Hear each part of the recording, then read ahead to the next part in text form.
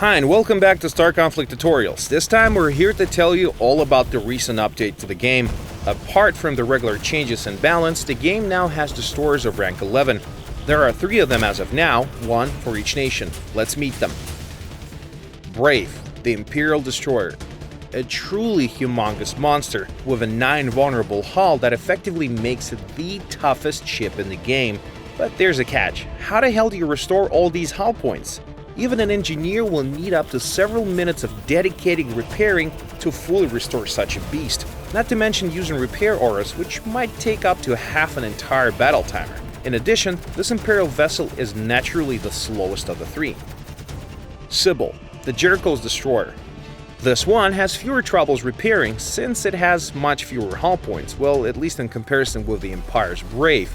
But it has all the tools to avoid getting damage in the first place. Most of the damage will simply be absorbed by its shield, which unlike the hull, restores itself via the Jericho's customary fast regeneration. Plus, engineering auras are much better at restoring shields rather than hulls. Antares, the Federation's Destroyer, the flimsiest of the 3. The capacity of its shield is average, but still superior to any Jericho's frigate. But this is the fastest ship of the 3. Secondly, the ship has enormous reserve of energy. Destroyers eat energy fast and are slow to regenerate it back. Antares can use the afterburners pretty much non-stop, which allows you to use some new tactical move, such as daring hit and runs while using adaptive shield. If done right, the Antares will be even harder to kill than its much heavier Imperial counterpart.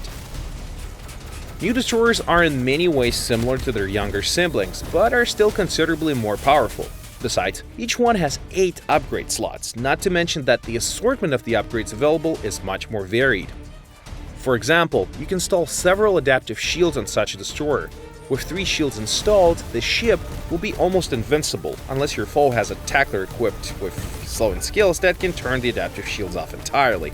If you prefer long-range combat, then get yourself a capacitor power relay, which can seriously boost the regeneration of your shield. Using this combo, you can boost your shield up to 700 points. Coupled with its special ability, your destroyer will be able to fully restore its shield in just 40 seconds.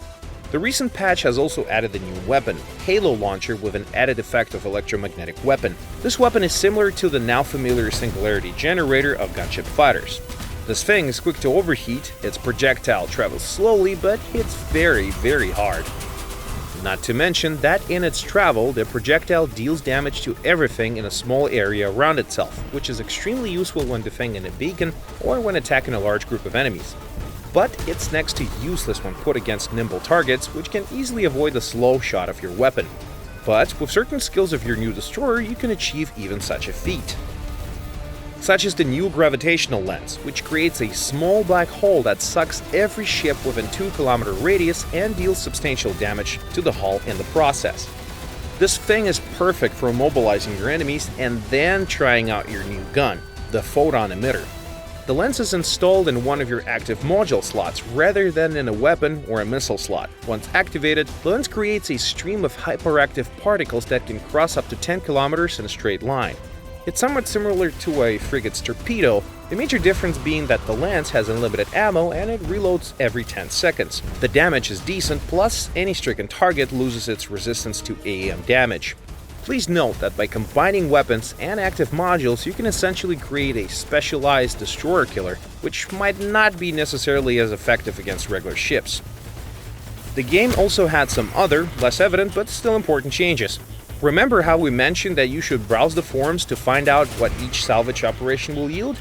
Now, you won't have to do it any longer. All of the info you need is available on your salvage screen. The Destructor weapon now works differently. Instead of dealing area damage, it burns the energy of all ships around. Finally, the Shield Destroyer module of a command fighter is now available in the shop for everyone, which was previously only available for players who have completed the special quest. This is it for this episode. I hope you got at least one destroyer by now, do you? See you in space.